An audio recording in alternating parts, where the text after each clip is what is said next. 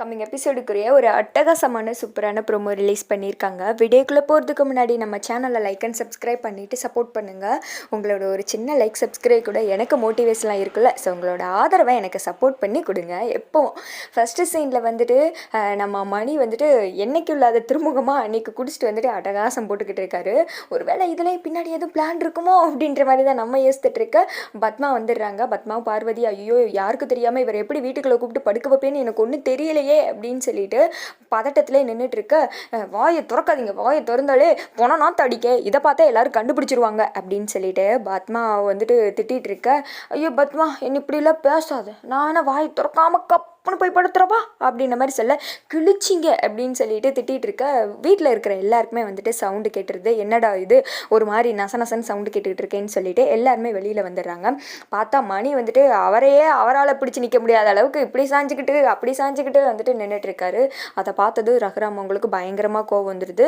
அவங்களோட அம்மாக்கா அதுக்கு மேலே ஆத்திர தாங்கவே இல்லை. இந்த மனுஷன் திருந்தவே மாட்டாரா, ஏன் தான் இந்த அநியாயம் பண்ணி தொலைகிறாரோ தெரியல, என் மக தான் இவளை கிட்டிக்கிட்டு கஷ்டப்படுறாரு அப்படின்னு சொல்லிட்டு அவங்க போதா குறைக்கு மகள் இல்லையா அதனால திட்டிக்கிட்டு இருக்க. இங்கிட்டு வந்துட்டு அது வந்துனே அப்படின்னு சொல்லிட்டு பத்மா ஏதோ பேசி சமாளிக்கிறதுக்காக போக ரகுராமுக்கு வந்துட்டு பயங்கர கோவம் வந்துடுது.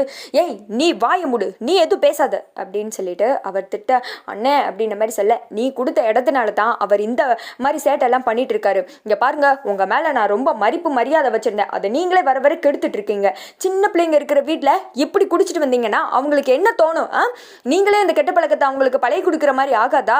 ஏன் இப்படிலாம் பண்ணிட்டு இருக்கீங்க? கொஞ்சமாவது யோசித்து சுயபுத்தியோட நடந்துக்கணும். அப்படியே நடக்கலாட்டி வீட்டுக்கு பெரிய மனுஷனா இருந்து என்னத்துக்கு அப்படின்னு சொல்லிட்டு ரகுராம் திட்ட ஆரம்பிச்சிட்டேன். சிவா வேற, என்னக்கா ஏன்க்கா அவர் இப்படி பண்ணிக்கிட்டு இருக்காரு, எதுக்கு வந்துட்டு தேவையில்லாத பிரச்சனை ஏற்படுத்திட்டு இருக்காரு, இப்போதான் ஒரு பிரச்சனை வந்துட்டு முடிஞ்சு ஓஞ்சிச்சு, அதுக்குள்ளேயே எதுக்கு பழசெல்லாம் கிண்டி கலர்ற மாதிரி இவர் வேற அட்டகாசம் பண்ணுறாரு அப்படின்ற மாதிரி சொல்ல, டே எனக்கே தெரியலடா அப்படின்னு சொல்லிட்டு இந்த திக்கை வந்துட்டு பத்மா கதறிட்டு இருக்க. இங்கே பாருங்க, உங்களை நான் என்ன பண்ணுறேன் பாருங்க, காலையில் பேசுகிறேன், மூஞ்சிலே முழிக்காதீங்க, இங்கே பாரு பத்மா சொல்லி வை அப்படின்னு சொல்லிட்டு ரகுராம் அவங்க உள்ள டென்ஷனாக போயிட.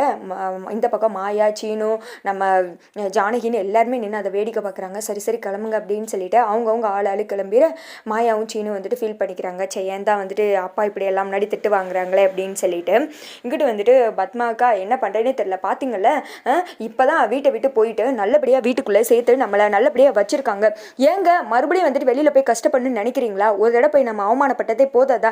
ஏங்க இப்படியெல்லாம் வந்துட்டு பிரச்சனை இழுத்து வைக்கிறீங்க? வந்து தொலைங்க உள்ள, காலையில் உங்களுக்கு போதை மட்டும் தெளியட்டும், என்ன பண்ணுற பாருங்க, உங்களை உரிச்சு எடுக்கிறேன்னா இல்லையான்னு பாருங்க அப்படின்ற மாதிரி சொல்ல. அக்கா இனிமேல் பேசி என்ன ஆக போகுது, அவரை கூட்டு வந்து உள்ள படுக்கா அப்படின்னு சொல்லிட்டு பார்வதி சொல்ல, வந்து தொலைங்க அப்படின்ற மாதிரி சொல்லிட்டு மணியை பிடிச்சி இழுத்துட்டு வர. நான் என்ன பண்ணேன், சும்மா தண்ணி குடிச்சேன், அது தப்பா அப்படின்ற மாதிரி கேட்டுக்கிட்டே அவரு உள்ள புலம்பிகிட்டே வந்துட்டு இருக்காரு. மணியால் எனக்கு பயங்கர ஃபன்னு தான்ப்பா அப்படின்ற மாதிரி இருக்குது. அதோட பார்த்தீங்கன்னா இந்த வீடியோ முடிஞ்சிருது.